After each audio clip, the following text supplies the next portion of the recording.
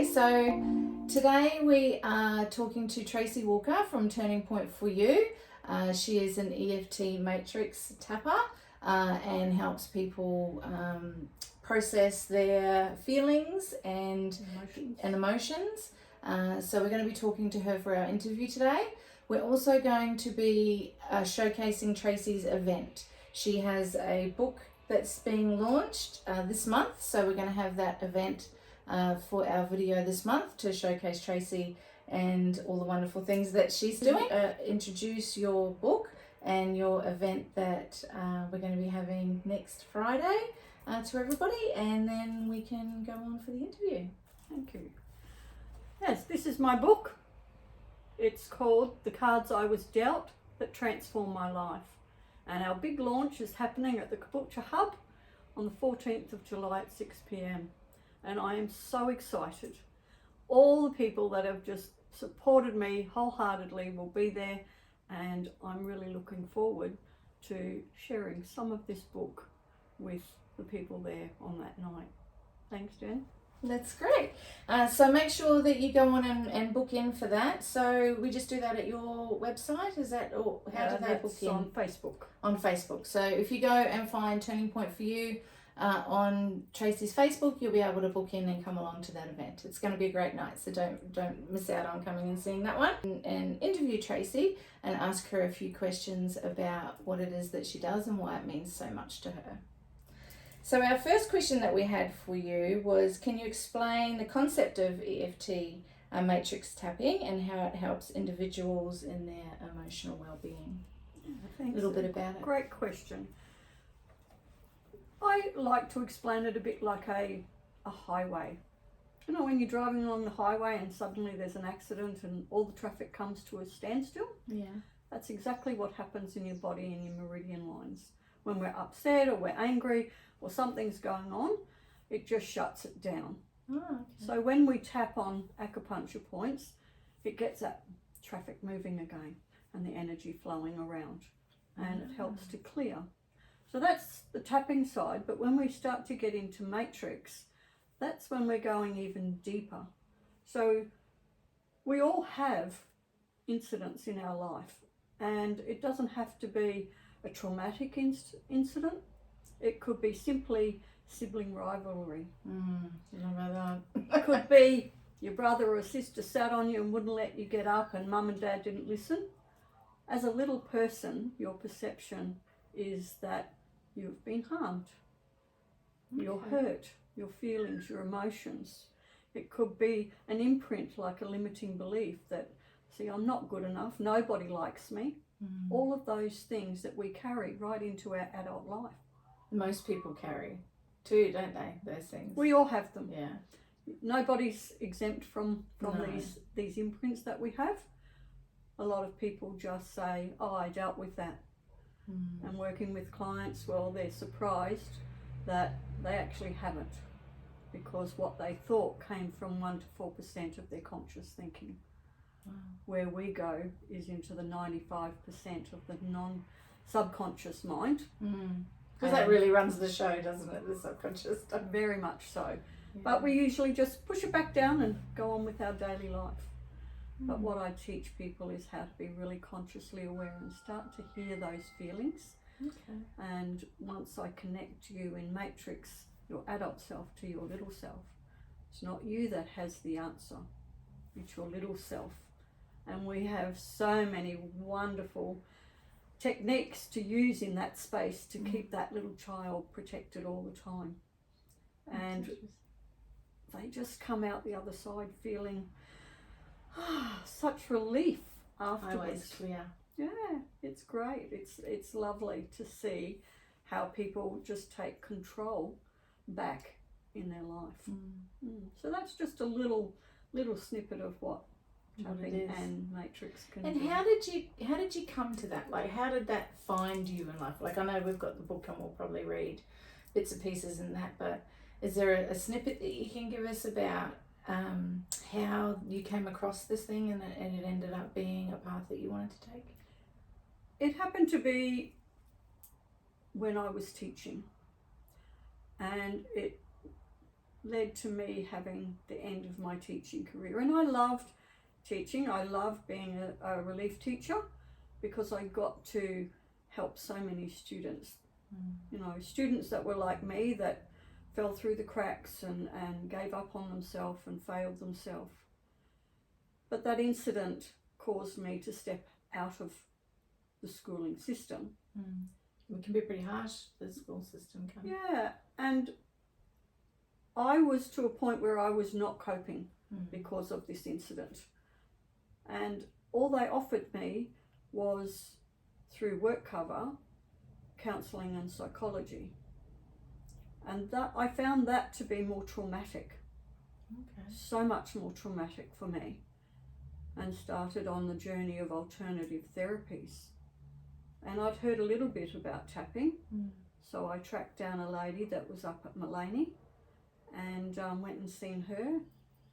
And it just relieved a lot of things that were buried so deeply.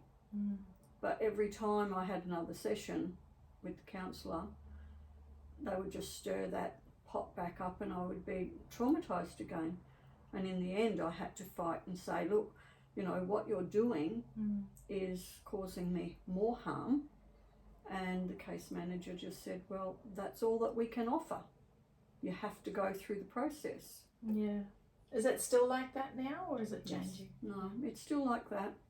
And sadly, I know lots of people that they stay in that traumatised state for years. Because you think you're doing the right thing, don't you? You're going to the psychologist or therapist and think that you... Or it's another thing of, you know, well, I need money, I need to survive, I need to pay my bills. And I understand that. But it's sad that we can now clear this very, very quickly for people and they can be back happy doing their jobs and having a life again. For me, it got to a point where I couldn't even go outside. If I seen a student, I would just melt down. I would have a panic attack, and I'd never had a panic attack in my life. Wow. So that's a long cry from launching books and doing speaking events and everything. I'm very grateful that I, you know, found this, and then I started the study and got my qualifications. And now I just love helping people to succeed. What's one of your best stories, like people that you've helped, or which ones sort of means the most to you that you've had? Can you share? Oh, I have so many, but the recent one that's really touched my heart is a mum reached out because in the schooling system her son was just being constantly suspended. He was not coping. He got to a point where he just hated high school. He didn't want to go anymore. He just hated it. And after 2 sessions and supporting mum and going with her to the school with this young man on his return, he hasn't been suspended again. And even his English teacher rang mum and said, I've got to share a mum moment. Wow. And she watched how this little boy now can take back control and empower his outcomes for himself.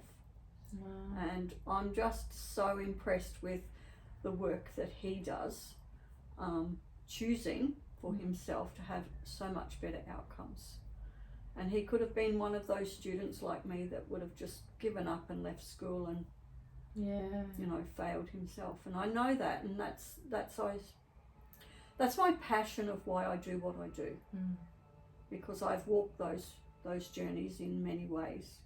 It can take you a long time to get to a point where you are now, whereas with this young man, you've helped him from the start of his life, really. He now has these tools that after school, in his working life, in his relationships, he has the power to turn everything around.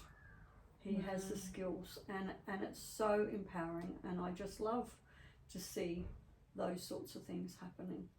And is it with the kids that your passion is, or you help everybody? I know adults and as well, but which section, I guess, is it? I suppose the kids that fill your heart the most, that make you feel like you're making a big difference to the future for all of them. I suppose it's I see the opportunity because children are more open, whereas a lot of adults seem to go, oh, that's, I dealt with that. You know, That doesn't affect me. Yeah, it doesn't, yeah.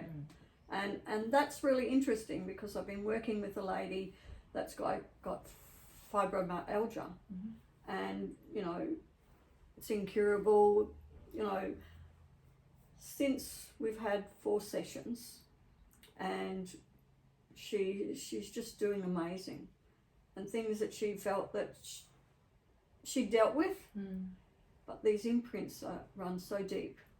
And it's a mysterious thing, isn't it? Like, there's so much you don't know that we still don't know about it. Yeah.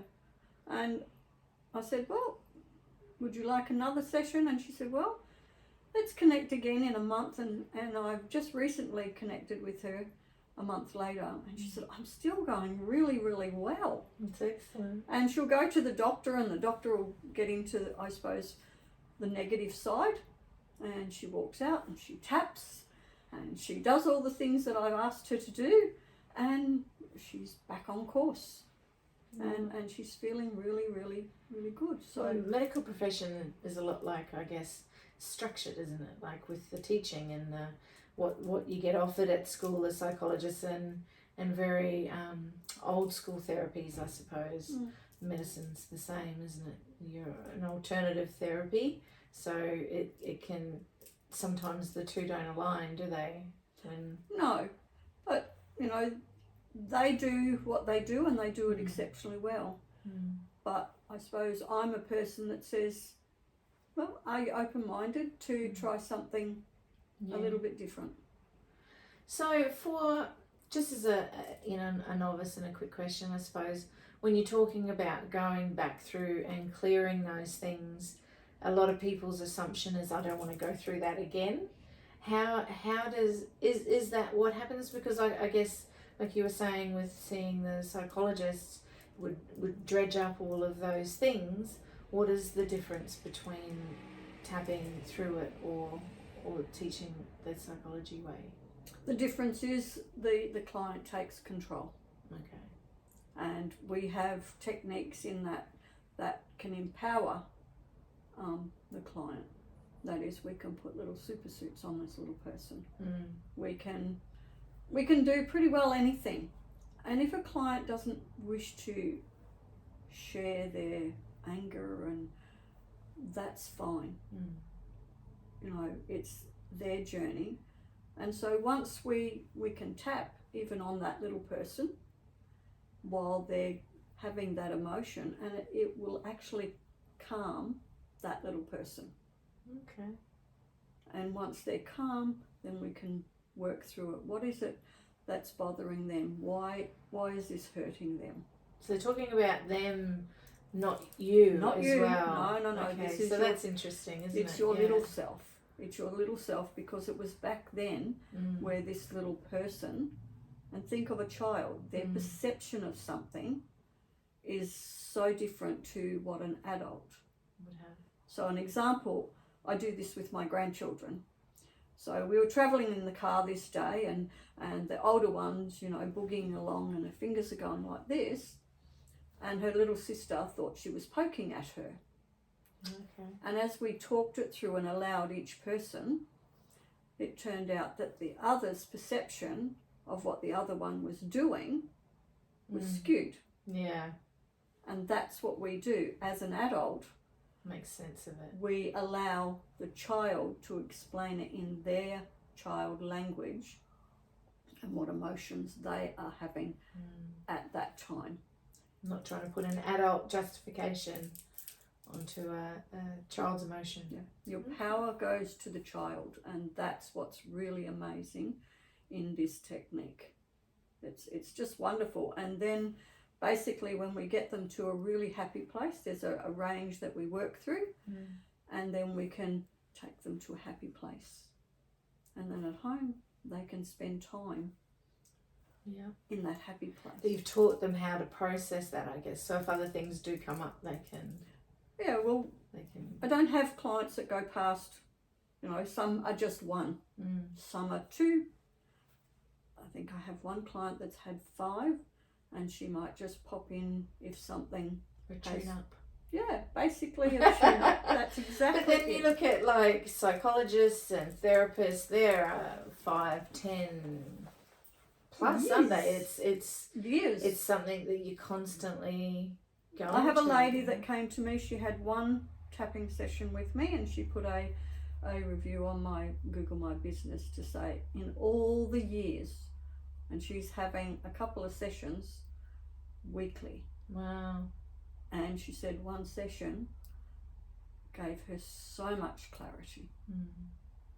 So we don't have to. There's a study with the United States where with PTSD, veterans do, the government is spending trillions of dollars.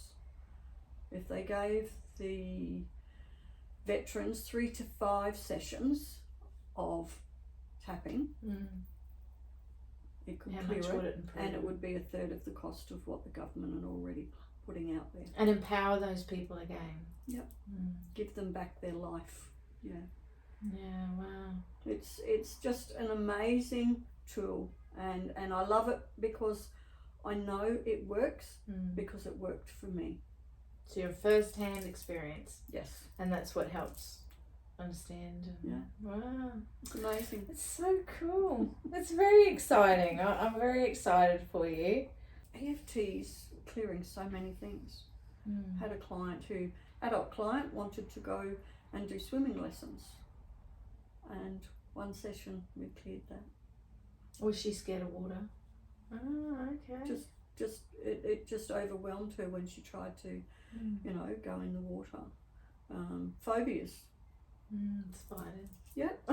Can Only clear the big them so ones. easily. Small poisonous ones I'm fine. It's the big ones with the legs hairy enough to shave that I don't like. Client who terrified of dogs. Yeah. And noticed that she was passing that on to her children, and we tapped on that, and now she goes down, she pats the dogs in the local park. And that happens a lot, doesn't it? I mean, when you're raised and in your experiences that you've had in your life, and then you automatically pass those on. But you don't understand how they show up. So for me, I had an absolute fear of needles. Like even getting my children's immunisation, the doctor was more concerned that I was going to pass out. That's how bad it was. Wow. And it's now that I'm into this alternate space, and I do at times, I recognise that I need help, because when I work on it myself, it only comes from the 1 to 4% of my conscious thinking. A practitioner can get down into the deep depths with Is the it right a little questioning. bit like hypnosis? Do you do any sort of hypnosis with it, or is it all conscious? No, it's all conscious. Okay. And for me, it had nothing to do with the needle. Oh, that's Not at all. interesting. It turned out the imprint that was made was back when I was a little girl, and we'd all have to go down to the local community hall to get our immunisation, and it was the nurse. The nurse. And the thing that came up is the Matilda movie. The principal in the Matilda movie, Miss Trunchbull. Yeah. And that's exactly what that terrified me of needles, the nurse. Wow. And that was my imprint. And it's like, Had nothing to do with the needle. how did that how did that you just wouldn't come? associated them. That wouldn't come from my conscious thinking. That came from my No. imprints. So that was the perception as a little girl that I perceived. You were terrified of this lady. Yeah. So it's really Interesting. fun because the clients go, "Wow, where did that come from?" Like, who knew it was her? All this so when I time. work with somebody, I just say, don't push away any thought or feeling. Just let it come, because there's a purpose in it. Even with people with pain, and we chase it around the body, like it moves, and they go, "Oh, it's gone!" Like it's gone. It's amazing. Yeah, our body has a story, and in what I do, It's going to tell it whether you want it or not, right? Yeah. But if something comes up and that little person starts to feel we just tap on that little child, and their little nervous system starts to calm down. Like, to me, that amazes me. Yeah, that's insane, isn't it? And you think, how can that? But this is powerful. Yeah, but you know, like, they don't know much about it, do they? And they're bringing out, you know, new things are coming out all the time. And Well, even, what did I hear the other night? Now they're actually saying, you know, food is medicine. food is medicine, absolutely. And, you know, for such a long time, I mean, even when we knew about immunotherapy, you know, we were crazy people. But now, you know, immunotherapy is an amazing thing. Yeah, it helps a lot of cancer patients. Yeah. Immunotherapy. Well, it's kind of bizarre, isn't it, to sort of think about and wonder what the next 20 years is going to bring with all of these sorts of things, and what things become conscious practices that we sort of do. Like, I'm reading a lot at the moment about grounding. You know, people are starting to do grounding, and cardiologists are talking about grounding as well, where you put your feet on the grass and do all that sort of stuff, and it actually changes the blood structure, which is it's nuts to think of, and all of these ideas that we've had all of these years on how to deal with these things, like seeing a therapist or a psychologist or psychiatrist or whatever. It's not the way of the future, it's the way of the past. Really. And when I work with a client, I also bring in my coaching techniques and things like that, and that's the same. You know, what you think is what you create. Absolutely. And to give this little boy the power to now to change that channel every time those old thoughts. So we're actually rewiring the brain. It's an amazing thing. It is. It's so, and I know so many cases where they've chosen to go this path over, you know, mainstream. And you go, wow. And the same, you know, I was trained by Mary Morrissey in my life coaching, and when you hear her story, and she believed the system until one person came into her life and started to open her mind just a little bit. Just a window. Yep. And she's still here today, when the system said she only had about 6 months to live. So yeah, it's very, very powerful. So when you think about it, like the jewellery that you're wearing today, it had to be somebody's thought. Yeah. Before it became a thing. Yeah. And it's the same, you know, my book, and I did a keynote speaker the other night, and it was really interesting because that seed happened to be planted by somebody many, many, many years ago, who said, Tracey, your life is better than the series called Days of Our Lives. You should write a book. And that's what you did. And that seed was planted many, many years ago. So when the time and everything aligned, it didn't take me long. You know, it was like it just rolled out, and here we are today. Here it is. The book. It's very exciting. It's a very exciting time for you, and I'm really happy that it's come through and you've got it there, and I'm looking forward to the launch next week. I'll be doing the clappies. So it's very exciting, and thanks for coming on and doing the interview with me. I'm really enjoying getting around actually and talking to all these people. I'm learning lots about people and what they do and all those types of things. So you can come and see you. You're local here in the Moreton Bay, so you can come along. Around the world. I can do it in person, you know, person to person, or I can do it online. It still works on Zoom. Wow, that's really good. Yeah, because that just gives you access then to anywhere. Or everybody has access to you to be able to help them through these things. That's it. That's very cool. Well, thank you. You're welcome. And so that's it for our interview with Tracey today. So if you are interested in finding out a little bit more about tapping and how it may be able to help you clear the roadblocks in your life, then jump onto Tracey's Facebook page, Turning Point for You, and that'll give you a little bit of information about how to get into contact with Tracey. If you can't find her, get in contact with me and I can give you her number so that she can help you through these things as well. So thank you, Tracey, for talking to us today, and I'm so looking forward to your launch next week. Same here. For this. Thank you. Turning point for you. That's great. Thank you. That's so exciting. I think it's going to be great. Oh, look, I'm really looking forward to it. Yeah. And just got beautiful people that are so willing to support me, which is lovely. And it's bizarre, isn't it, when you see all of that come together. So you're actually looking at all of the people currently that empower you to do what you do. They're all there in front of you, and they're all clients that have worked with me are coming, which is really lovely to have that support. Yeah, you're feeling the love. So yeah, it's wonderful. It's so exciting. It's so exciting.